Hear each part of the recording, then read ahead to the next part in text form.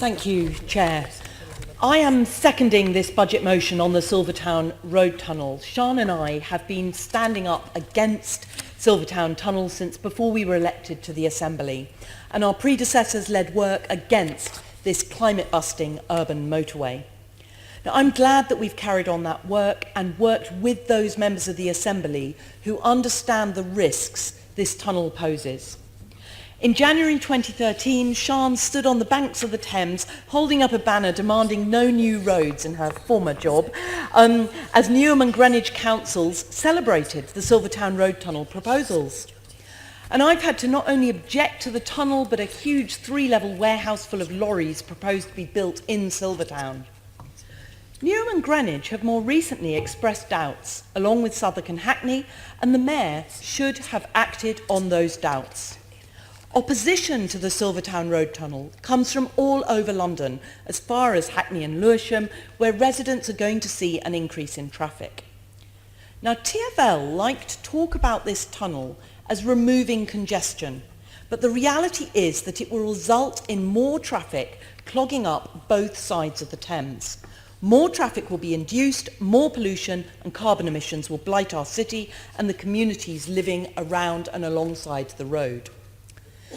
TfL are pledging that there will be no extra traffic. We've heard this argument before at the Mersey Gateway crossing and on the Forth Bridge. In both cases, even with a toll for crossing the Mersey, traffic has increased. Building new roads always means more traffic. This has been a repeated scientific finding from the 90s onwards.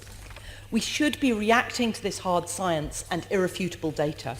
And science doesn't just tell us that new roads mean more traffic. We're learning daily about the risk to our health from pollution and of the impact that carbon emissions from transport are having on our climate. We must act now to decarbonise transport. We cannot justify business as usual or new roads. We have to create the transport that we need to remove car dependency. This tunnel proposal belongs in an archive with all the plans from the 1970s and 80s that were ditched when we fought off the new roads in the 1990s. Now, there was a time when people could claim ignorance of the climate emergency. That was more than 3 decades ago. Now, you will note that our budget amendment did not include plans for cancelling the Silvertown Road Tunnel, and that's because, as this motion states, we do not even know the cost without seeing the contract. We don't know the cost of cancellation. The Mayor must make the cost of cancellation clear. Now, the Mayor should be using every penny he can from every source to make London better for everyone and to answer the climate emergency. As our budget amendment showed, that's sometimes helpful everyday things like toilets. It's also about tube extensions, new trams, electric buses, new cycling and walking crossings.